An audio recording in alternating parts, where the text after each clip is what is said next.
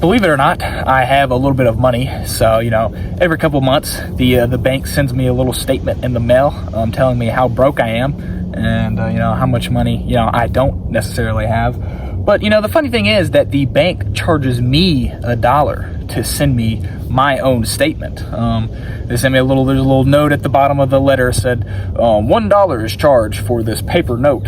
We want you to move online or whatever.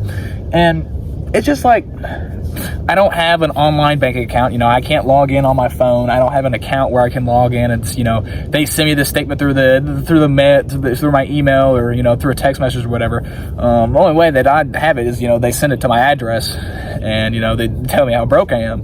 But they make me more broke, when they charge me $1 to send me a piece of paper, which, by the way, the piece of paper does not cost $1. That is an upcharge. Let's say even in theory, if that singular piece of paper and that the entire ink front and back did cost them $1, in the long run, that would not cause them to have any sort of deficit whatsoever because they're a bank. Banks make money.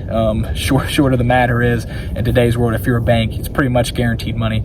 But besides the fact, like I was saying, I don't have, online banking account. I can't log in and, see how much I have. So they send me this statement every couple months, tell me how much money I don't have, but they charge me an extra $1. And why is this? They charge me an extra $1 because they want me to have my online bank account. They want me to put my information online, so then they can go on, sell my information, and then sell that to other people, and then so they can track me. I've already made a video similar to this talking about how the government tracks you. Then once you put your ID and stuff in online, which banking account, you have to put a lot of your personal information in there. So if you put a lot of personal information from your banking account onto the World Wide Web, onto your phone or whatever, that makes it pretty easy for the government to track you. Not only that, I think it's well known that companies, when you put your information and stuff, like the cookies and stuff like that, they use what you go and visit other websites.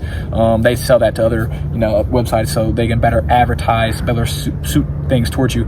It's just commonly well known that companies sell your information on the World Wide Web.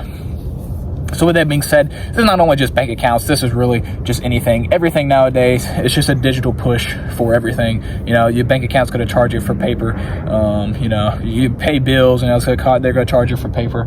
It's pretty much just anything, emails, back in the day weren't really that, emails weren't really, that popular back in the day, but now you can't go a day without getting 50 to 100 emails in your inbox, which it really sucks. I don't like going through my emails, but that's just kind of the world we live in today, I guess. Just a little short video, get on here and say why everybody wants everything digital.